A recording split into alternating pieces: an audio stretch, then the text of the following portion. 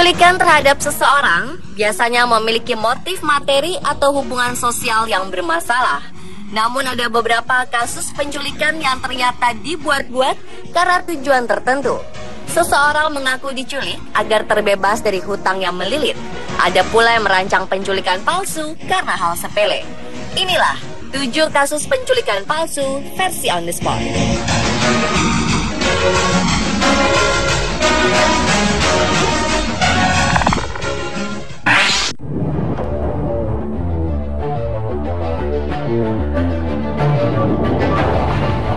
Di negara bagian Missouri, Amerika Serikat, ada 3 orang perempuan yang membuat penculikan palsu seorang anak laki-laki. Mereka adalah ibu, bibi, dan nenek sang anak. Mereka menyewa seorang pemuda bernama Nathan Root untuk menculik anak tersebut dan membawanya ke ruang bawah tanah. Di ruang bawah tanah, pemuda bayaran ini menakut-nakuti sang anak dengan menunjukkan senapan. Sang anak terus menangis ketakutan. Setelah itu, penculik palsu pun membawa bocah malang itu ke lantai atas dan bertemu dengan ibu, nenek, dan bibinya. Ketiganya lalu mengatakan bahwa penculikan ini merupakan pelajaran agar sang anak tidak sembarangan percaya pada orang lain. Kejadian ini diceritakan sang anak kepada gurunya. Pihak sekolah pun melapor kepada polisi dan ketiga wanita tersebut harus berurusan pada hukum karena telah membuat seorang anak trauma.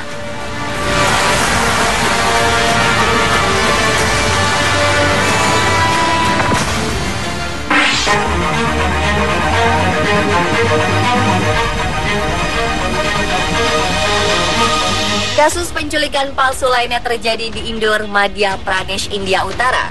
Seorang pengusaha merancang penculikan palsu dirinya demi mengumpulkan uang Rp500.000 atau membayar utang pembelian mobilnya. Sumit Bairagi diduga hilang dan dilaporkan ke polisi. Keesokan harinya, Arun, ayah Sumit, mengatakan kepada polisi bahwa ia telah menerima telepon dari ponsel anaknya yang memberitahukan bahwa pria tersebut telah diculik oleh gerilyawan komunis.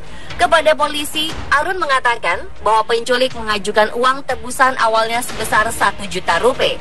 Namun setelah melakukan negosiasi, akhirnya disepakati uang tebusannya sebesar Rp500.000. Namun ketika polisi menyelidiki, ada seseorang yang melihat Sumit sedang berkumpul dengan temannya pada hari penculikan. Akhirnya Sumit dipanggil dan mengaku bahwa ia sengaja merancang penculikan demi mendapatkan uang untuk melunasi utang-utangnya.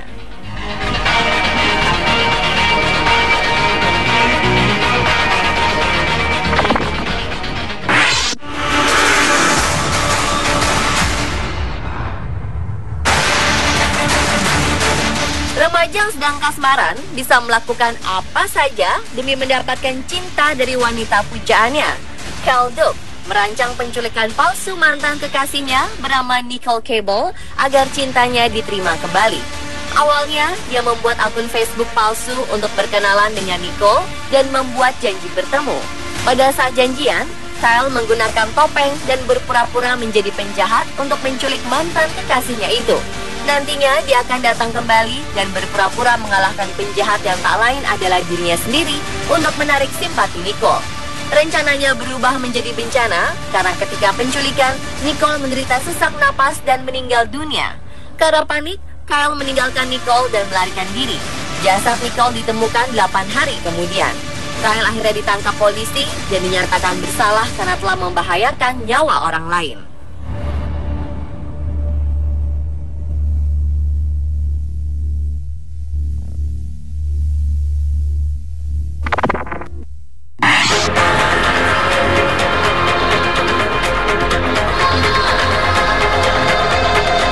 Lain lagi dengan ulah kedua pasangan dari California, Amerika Serikat ini. Tidak diketahui motif mereka yang sebenarnya, namun mereka berhasil membuat report kepolisian Amerika Serikat hingga akhirnya FBI pun turun tangan. Kejadian bermula saat Danish Hashkin dilaporkan menghilang dari rumah pacarnya Aaron Quinn. 11 jam setelah dilaporkan hilang, Quinn memberitahu polisi bahwa penculiknya menghubunginya dan meminta uang tebusan $8.500 atau sekitar 110 juta rupiah. Pihak kepolisian lalu melaksanakan aksi pencarian besar-besaran. Ada 100 polisi, 40 detektif, dan sebuah jet dikerahkan untuk mencari remaja perempuan ini. Keesokan harinya, surat kabar San Francisco Chronicle menerima sebuah surat elektronik yang memberitahu bahwa Hashkin akan dikembalikan. Dalam surat tersebut, sang penculik memberitahu lokasi keberadaan wanita tersebut. Polisi sudah menyiapkan sebuah jet untuk menjemputnya, namun Hashkin malah muncul di rumah ayahnya pada hari yang telah ditentukan. Beberapa hari kemudian, Hashkin dan pacarnya menghilang lagi. Namun kali ini polisi mengetahui rencana mereka dan mencari kedua pasangan ini untuk dituntut karena sudah merepotkan kepolisian.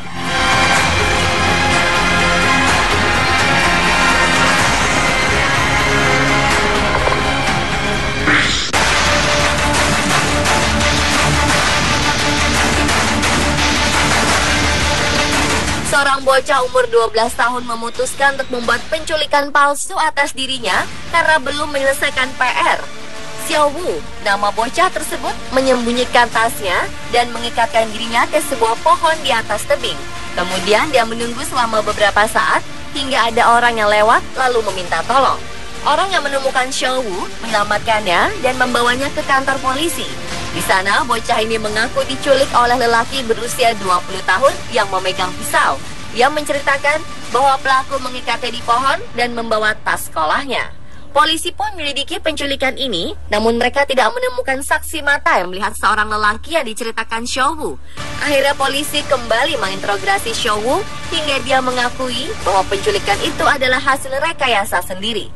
Polisi pun memulangkannya dan menjelaskan bahwa perbuatannya itu telah menghabiskan waktu polisi.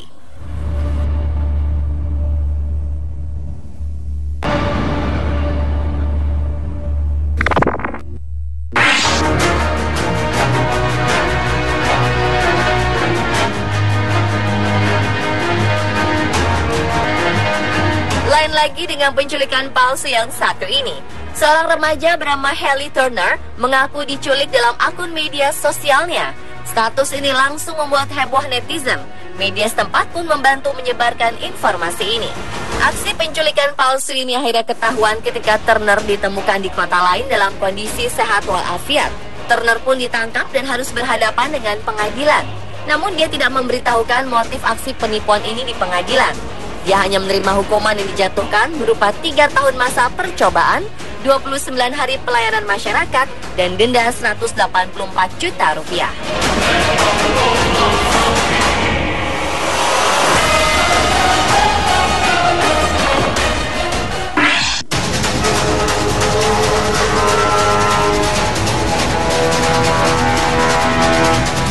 Aksi penipuan palsu yang terakhir dilakukan oleh seorang wanita yang sangat merindukan hari libur. Sheila Bailey Eubank terikat di kursi belakang mobilnya ketika polisi menemukannya. Kepada polisi, dia mengatakan bahwa ada seorang laki-laki tak dikenal menodongnya dan memaksanya ke mesin ATM. Masih dalam keadaan ditodong, Eubank juga menceritakan bahwa laki-laki itu juga memaksanya melakukan perjalanan keliling kota untuk melakukan transaksi penjualan obat-obatan. Polisi pun melakukan penyelidikan terhadap kasus ini dan menemukan kenyataan bahwa Eubank hanya berjalan-jalan selama seharian. Dia sempat membeli tiket lotre dan mengambil uang di ATM. Rekaman CCTV di ATM memperlihatkan bahwa dia terlihat gembira dan tidak terburu-buru seperti sedang diancam. Setelah polisi memperlihatkan rekaman itu, Eubank akhirnya mengakui kesalahannya. Alasannya hanya karena ingin berjalan-jalan dan bolos kerja. Pemirsa, itulah 7 kasus penculikan palsu versi on the spot. Semua kasus ini akhirnya bermuara di pengadilan. Jadi, jangan coba-coba untuk melakukan penculikan semacam ini jika tidak ingin berurusan dengan pengadilan.